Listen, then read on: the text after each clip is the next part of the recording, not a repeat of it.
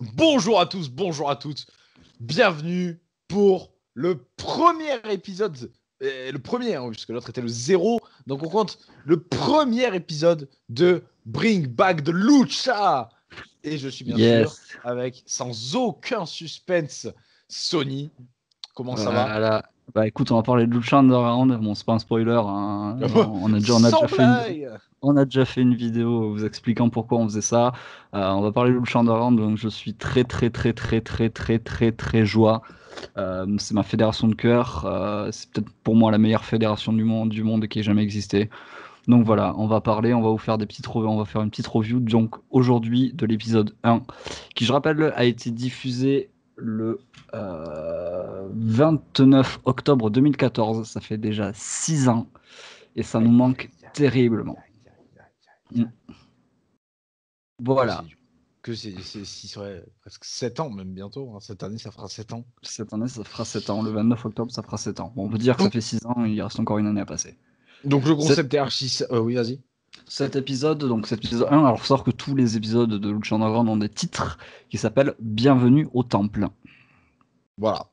Donc aujourd'hui, on se retrouve pour cet épisode, ce premier épisode, et on fera, le concept est simple, un épisode par épisode, justement. C'est le cas de le dire. Voilà, donc Sony, je te laisse introduire un peu, non pas Lucha Underground, hein, ça on l'a déjà fait, mais introduire le premier segment qui lui introduit par contre Lucha Underground, c'est technique. Alors, c'est un segment très préparatoire. Faut savoir que c'est un long segment. Alors, comme on l'a expliqué dans la première vidéo, le catch, c'est du catch, et tout le reste, c'est télévisuel, c'est-à-dire que, enfin, cinématique, on va dire, vu que c'est dans l'air du temps, donc filmé comme une vraie série, qui va d'abord nous présenter deux voyous qui se battent contre un luchador qui est masqué et qui en plus porte une capuche. On Comme ça, au voit moins, pas ils qui sont pas... c'est au premier abord. Et puis il perd un peu contre les deux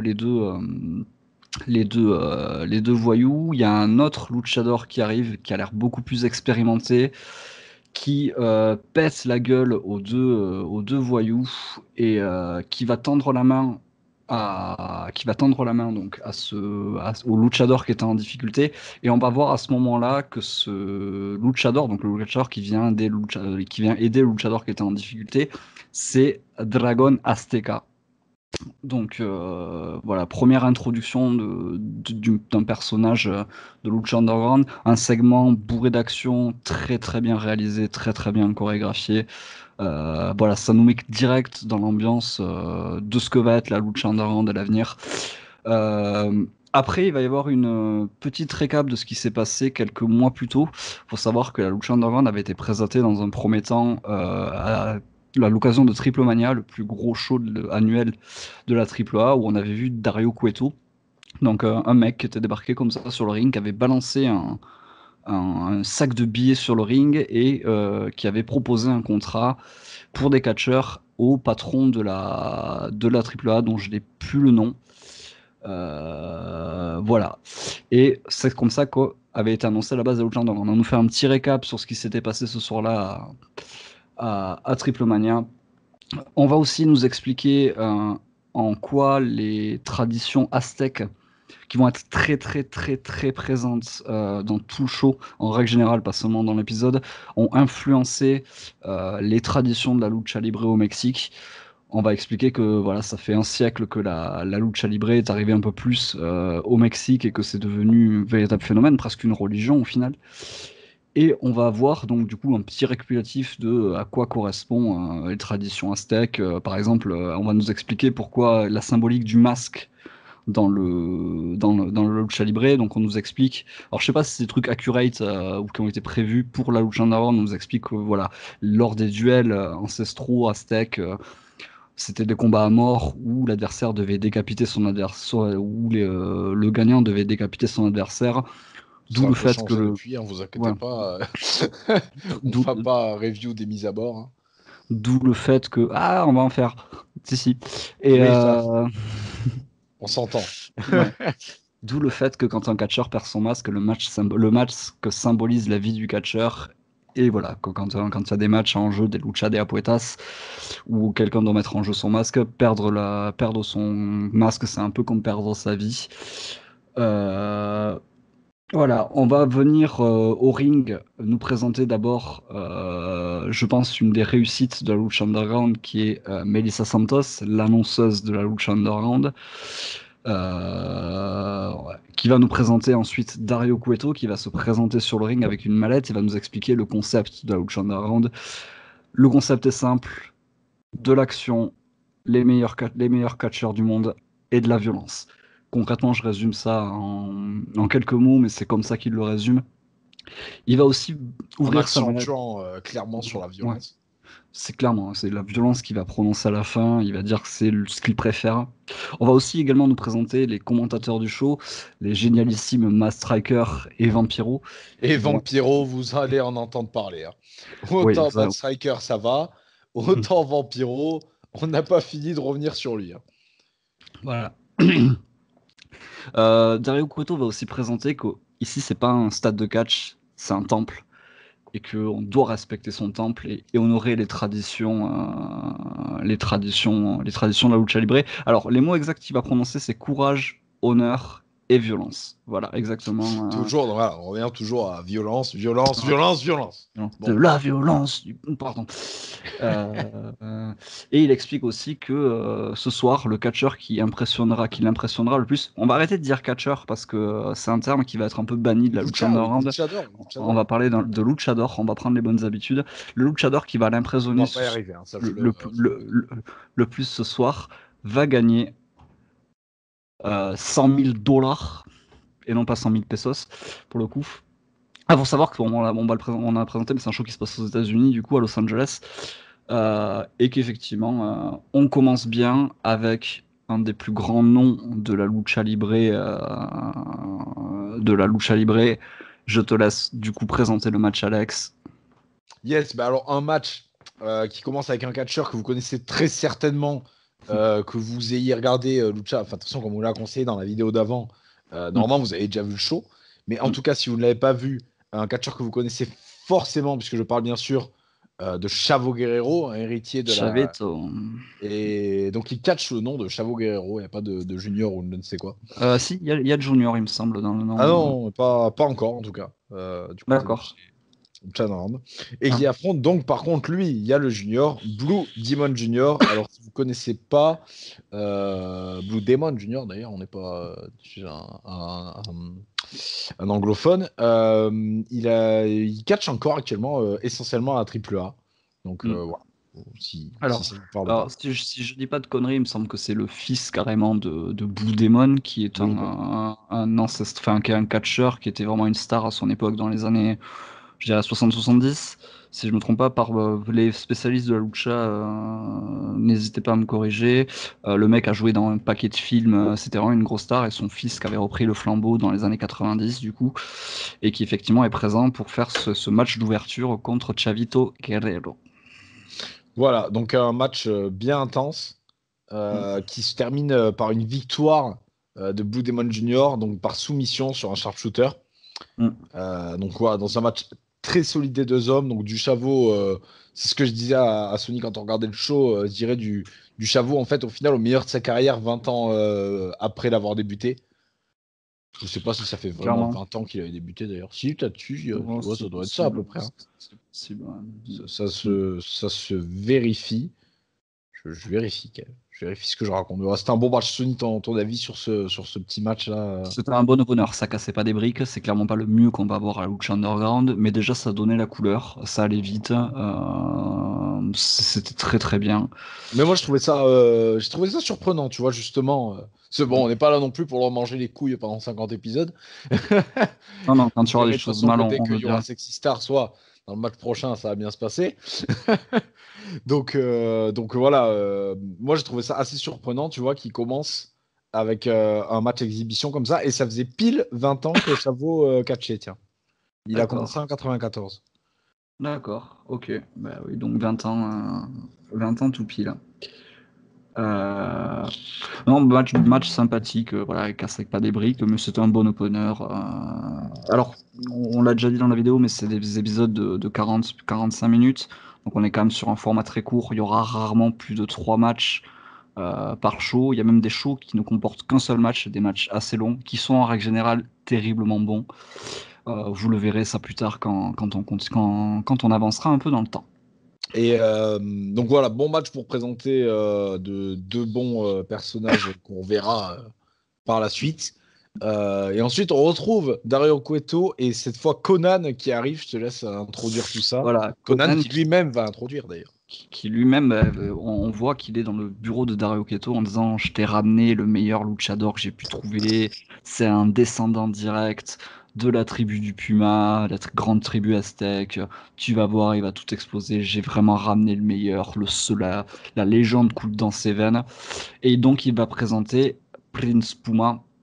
Donc si vous avez regardé l'épisode et que vous avez fait attention au tatouage, vous l'avez reconnu, c'est bien sûr de Ricochet sous le masque.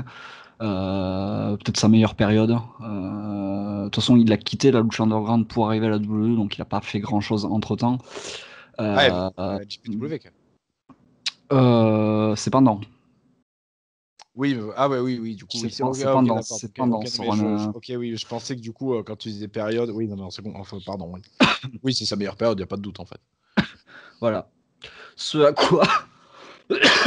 quoi Dario Cueto va lui aussi dire qu'il a ramené un mec qu'on n'a pas vu depuis longtemps et une vraie légende du catch, un mec qui a traversé le monde entier, Johnny Mundo. Alors, qui est Johnny Mundo? Jean Monde, c'est tout simplement John Morrison, qui n'avait pas catché depuis 3 ans avant la. Alors, si vraiment vous êtes déconnecté, c'est Johnny Nitro. Voilà. Et si vous êtes des fans hardcore, c'est Johnny Impact. Voilà. Voilà. J'ai effacé ça de la mémoire. Tiens. Et donc il explique que si effectivement Prince Puma est aussi bon, il gagnera les 100 000 $. Donc le vainqueur emportera les 100 000 $. Oui, Prince Puma donc Prince Puma est vraiment bon. Voilà. Mais qui pense pas trop parce que Lucha fera un exemple de lui. Voilà. Et là-dessus, on enchaîne avec un match qui n'est pas tout de suite ce match. Ah non, même pas encore. Non, il y a un autre segment où on voit en fait l'entraînement de Prince Puma, donc coaché par Conan qui l'entraîne vraiment à la dure. Donc il affronte un mec qu'on connaît pas. Tu vois que Prince Puma est hésitant, se chie sur certains moves et Conan lui dit continue de te battre, continue de te battre, continue de te battre, tu te donnes tout. Et ça fait vraiment un peu rookie dans l'esprit. Voilà. Et c'est là, c'est là qu'ils expliquent que voilà, on a enlevé l'honneur d'un catcheur, d'un guerrier aztèque en lui arrachant la tête. Ils font une petite référence à Game of Thrones, c'est assez rigolo. Et pardon, Prince Puma ne vient pas du coup de la tribu du Puma, mais bien de la tribu du Jaguar. Excusez-moi, mais mes notes étaient un peu inexactes. Et voilà, que c'était le représentant de ce truc et que il lui montrera la gloire. Pub. Alors tu veux résumer la pub Non, je ne vais pas résumer la pub. C'est vrai qu'il y a marqué commercial sur les notes. On a une petite promo nous expliquant la prochaine personne à s'engager dans un match, la personne de Sexy Star. Alors, si vous me connaissez, vous savez que je ne vais pas être tendre avec elle. Jamais. On nous explique que voilà, c'est une femme qui peut se battre contre les hommes, qui est aussi forte qu'un homme. La meuf fait un discours en disant que toutes les femmes sont des stars, toutes les femmes sont sexy. Bon, ça c'est bien un truc, une belle connerie oui, ça, bon, déjà. Si vous voulez mon avis. Allez, on va pas débattre là-dessus. Et qu'elle s'entraîne pour ne plus jamais avoir peur. Et donc on enchaîne avec le deuxième match et qui pour le coup est le premier match qui est un peu caractéristique à la Lucha Underground. C'est le Lucha Intergender et je te laisse présenter le match. Et oui, Alex. cette fois, par contre, là, on a une logique dans le sens où ça pose les bases dès le premier show. Ouais. Avec un homme que vous avez peut-être oublié, je parle de Son of Havoc, Matt Cross. Lui aussi, je pense que si vous l'avez déjà vu sous Matt Cross, vous le reconnaîtrez. Quand même, il est assez reconnaissable. Donc Matt Cross qui est un peu disparu aussi. Il était à NWA l'an dernier. Entre-temps, pas trop activité de sa part. Il a aussi catché en France où il est champion WPE. Donc voilà, il a notamment affronté Louis-Napoléon. C'était pas pour le titre, mais il a affronté Louis-Napoléon. Bisous à Louis-Napoléon, bien sûr, toujours.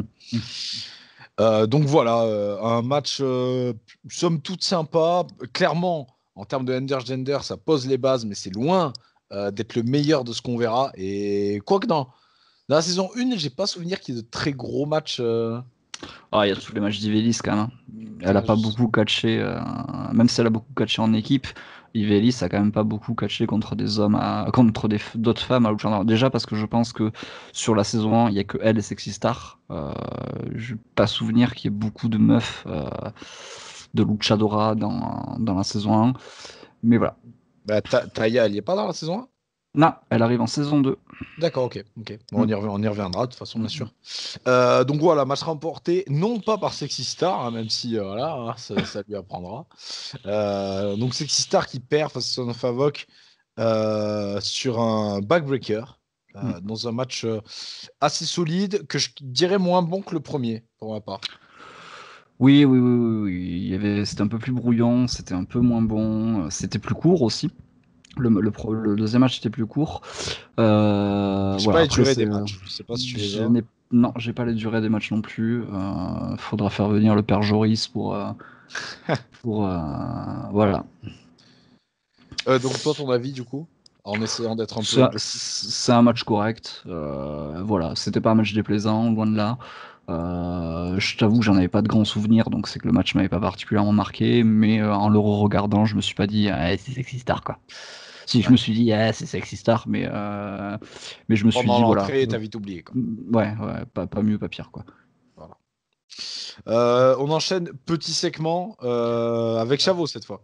Avec Chavo qui est dans le vestiaire tout transpirant, il est tout penaud après avoir perdu son match contre Blue Demon Junior. Et Dario Cueto qui vient rajouter une couche en l'engueulant en lui disant regarde, est-ce que ton oncle serait fier de toi? Est-ce que ton grand-père serait fier de toi? Est-ce que tes oncles seraient fiers de toi? C'est sûr que tu méritais pas les 100 000 dollars ce soir. Euh, mais la semaine. Ouais. Pardon, Le excusez-moi. prochain épisode. La semaine prochaine, je vais fournir un adversaire de taille contre toi et tu verras que personne ne peut l'arrêter. Un millier de morts peut arriver pour nous tous. Donc, on spoil ou on garde un peu de suspense On garde un peu de suspense, allez. on vous cliffhanger. On vous cliffhanger. Au cas où vous regardez en même temps que nous. Mm, mm, Mais bon, vous auriez compris. mm. Donc, ensuite, on enchaîne donc avec ce fameux main event pour les 100 000 dollars. Ouais. Ça me donne qu'ils tiennent dans sa valise. Donc, une valise qui doit peser quelques grammes quand même. Ou qui est juste rempli de grosses coupures. Hein. Oui. C'est- Johnny Do qui va affronter Prince Puma. Donc, comme on nous l'a été teasé au début. Donc, le match est en soi un gros match bien solide. Sony, toi, t'avais gardé en tête un ladder match. Je sais pas. Non, il y a eu un ladder match entre les deux. Après, j'étais persuadé que le premier match c'était un ladder match. Je me suis planté. Après, ça faisait longtemps que j'avais pas vu le premier épisode, je t'avoue. Enfin, même que j'avais pas vu la saison 1. Oui. Donc, non, j'étais persuadé que c'était un ladder match, ça n'en était pas un. Je sais qu'il y a un ladder match entre les deux plus tard dans la saison. Mais voilà. Ok. Bon, en tout cas, voilà, un match bien solide entre les deux. Et moi, j'ai un petit regret dans la construction par rapport au scénario, tu sais, parce que donc on voit Conan qui prend comme un rookie Prince Puma, tu vois. Et j'aurais aimé qu'il joue un peu sur ça, genre le mec qui, tu sais, genre le gars qui maîtrise un peu moins, tu vois. Ouais. Mais bon, on va pas regretter non plus, hein, parce que du coup, en termes de qualité de catch, c'est nickel. Alors, du Mundo, oui, Il y a du chain wrestling dans le match qui est bon. Voilà, c'est assez rare c'est vrai. pour le remarquer. Alors, pour moi, c'est du Johnny Mundo habituel. On n'est pas encore sur du Jody Mundo dans de la démonstration pure. Là, pour l'instant, on est dans du Jody Mundo, franchement, voilà, il fait son finish habituel. De toute façon, le match, il y a une construction assez classique. Il n'y a qu'un seul finish dans le match, d'ailleurs. Non, pardon. Non, deux finishes de Mundo. Deux finishes de Mundo. Oui. Et il termine donc sur le... comment j'oublie tout le temps le nom de cette Starship Pain. Le Starship Pain, exactement. Oui, j'allais dire une énorme connerie en plus. Donc il termine sur le Starship Pain et remporte le match, sauf que, bon, je termine toute l'histoire et après tu donneras ton avis, Sony. Donc, sauf que, donc après, il va pour... donc, petit serrage de main, respect entre les deux, n'empêche. Et ensuite... Donc, le grand boss leur amène à Mundo le blé. Sauf que non. Finalement, feinte. Mundo, est-ce qu'on peut dire qu'il s'en prend à lui ou est-ce qu'il vient lui... Il essaie de prendre la mallette, quoi. Il essaie de prendre la mallette. Ouais, voilà. On peut pas dire qu'il lui met pas des grands coups de savate, quoi. Il n'y a pas fight. Non. Il n'y a pas fight, mais du coup, ensuite, tout ne se passe pas comme prévu, puisque intervention de Lil Solo et Ricky Race. Ouais, alors qui porte pas ses noms, parce que là on a le résumé, qui porte pas ses noms, alors je crois que c'est Cortez Castro et Mister Cisco, il me semble. Techniquement, on ne le sait pas encore. On ne le sait pas encore, effectivement, vu que les noms ne sont pas donnés. Exactement. Et ils sont aidés par Zeke, au final. Et Zeke qui est nul autre que... Zeke qui garde ce nom, par contre, tout la... Ouais.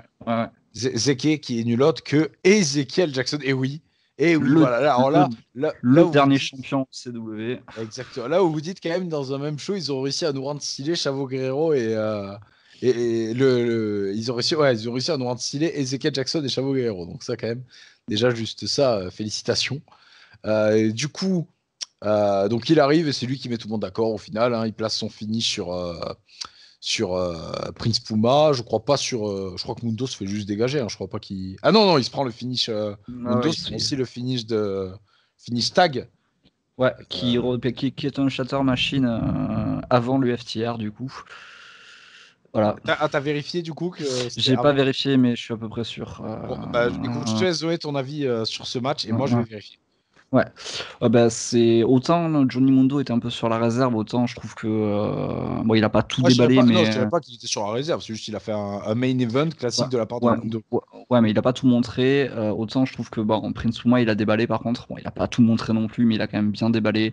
Il y avait du rythme, c'était beau. Après, je me demande, tu vois, désolé de te couper encore, mais tu vois, je me demande, est-ce que on n'est pas plus impressionné de Prince Puma parce que on a l'habitude, on n'a plus l'habitude en fait de voir. La réflexion qu'on s'est fait tout le match, c'est putain il fait plus ça la VE, putain il fait plus ça la VE, putain il fait plus ça la VE. Sur deux, c'est ça en fait. Ouais, voilà. Donc ouais. Match plutôt équilibré entre les deux. Au final, il n'y a pas eu de grosse domination. C'était plutôt à 50-50. Voilà, après, c'était un bon main event, ça a bien posé les choses.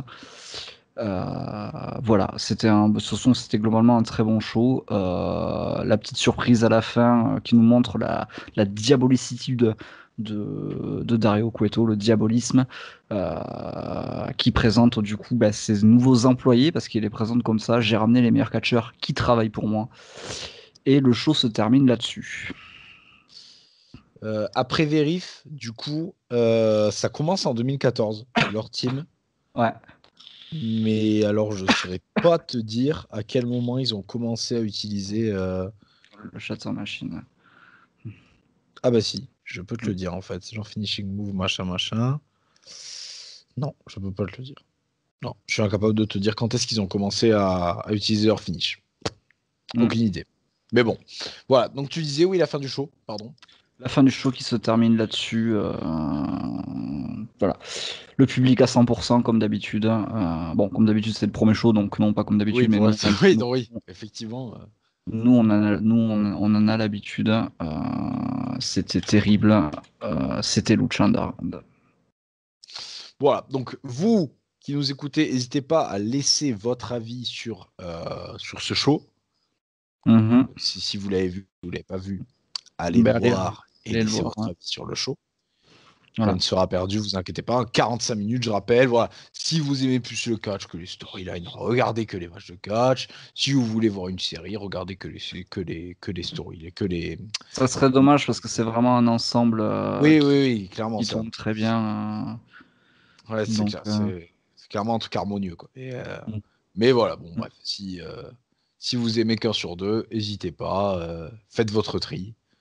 Mhm. En tout cas, je vous garantis qu'il y a que du bon. 45 minutes, pas une énorme perte de temps. Voilà. Non. En attendant, nous, on se retrouvera pour l'épisode 2. L'épisode 2 l'épisode 2 de Lucha Underground qui, sans vouloir vous spoiler, s'intitule Los Demonios, les démons. Voilà. Donc, on verra qui sont ces démons, à quoi correspondent les démons, etc. Qui aura peut-être besoin de soigner ces démons, je n'en sais rien. En tout cas, on se retrouve la semaine prochaine sur cette même chaîne, bien sûr, la chaîne AK Wrestling, pour parler de Lucha Underground. Bisous, à bientôt.